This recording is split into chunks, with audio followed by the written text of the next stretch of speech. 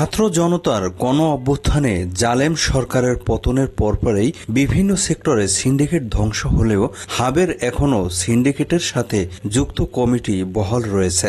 হাসিনার আশীর্বাদ পুষ্ট পলাতক হাব সভাপতি এম শাহাদাত হোসেন তসলিম হাবের সভাপতির পদ থেকে অব্যাহতি দিলেও তার দোসররা এখনও নানা ধরনের কুপরিকল্পনা করে যাচ্ছেন। হাবের বর্তমান কমিটিকে অবিলম্বে পদত্যাগ করতে হবে। আগামী 8ই সেপ্টেম্বর পুলিশ কনভেনশন হলে হাবের কথিত এজিএম প্রতিহত করা হবে। গত 24শে সেপ্টেম্বর মঙ্গলবার রাতে নয়াপল্টনস্থ একটি হোটেলে বৈষম্য বিরোধী হজ এজেন্সি মালিকবৃন্দের উদ্যোগে বিপর্যয় ও অনিশ্চয়তার মুখে হজ এজেন্সি এবং হজ ব্যবস্থাপনা উত্তরণের উপায় শীর্ষক আলোচনা সভায় নেতৃবৃন্দ এসব কথা বলেন।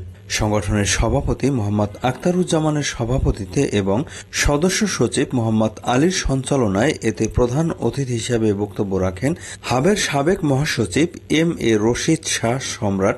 সভায় আরও বক্তব্য রাখেন হাবের সাবেক সিনিয়র সহসভাপতি তাজুল ইসলাম, ইঞ্জিনিয়ার গোলাম মাহমুদ, হাবের সাবেক নেতা মোহাম্মদ রুহুল আমিন মিন্টু, জনসংযোগ কর্মকর্তা রফিকুল ইসলাম বিক্রমপুরী, মোহাম্মদ নাজিম উদ্দিন, হাবের চট্টগ্রামের নেতা মাহমুদুল হক পেয়ারু, এম এ তাহের, বিএনপির ধর্ম বিষয়ক সম্পাদক রফিকুল ইসলাম জামাল, বায়রার সাবেক নেতা মোয়াজ্জেম হোসেন, হাবের সাবেক নেতা ANH খাদেম দুলাল, জাতীয়তাবাদী ওলামা দলের মহাসচিব অ্যাডভোকেট মোহাম্মদ আবুল হোসেন, পায়রার আহ্বায়ক মোহাম্মদ মোশাররফ হোসেন, আব্দুল মতিন, আকরাম হোসেন, নুরুল আমিন শাহিন, দেলোয়ার হোসেন প্রমুখ।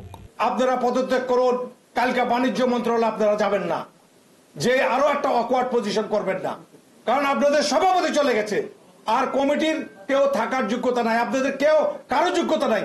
আপনাদের এই হজ এজেন্সি আপনাদের অফিসের মধ্যে হাসিনার ছবি, শেখ মুজিবের ছবি এবং এই কুলাঙ্গার তসলিম সহ তার সাথে যারা অপকর্মের সাথে জড়িত তাদের সকলের ছবি সহ আপনাদের হজ অফিসের মধ্যে রয়েছে। এবং আপনাদের সহযোগিতার জন্য আপনারা না পারলে আমাদেরকে জানান, আমাদের বিএনপি সংগঠন এসে তসলিম থেকে সকলকে এখান থেকে বিতাড়িত করে দিবে।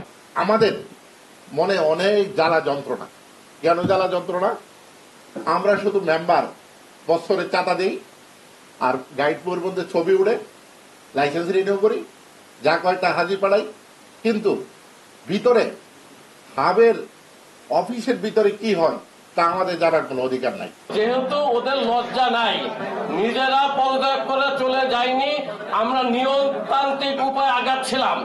আমরা অতি অল্প সময়ের মধ্যে আপনাদের সহযোগিতা নিয়ে আপনারা ঐক্যবদ্ধ থাকলে আল্লাহ তাআলার অশেষ রহমতে আমরা কামিয়াব হব।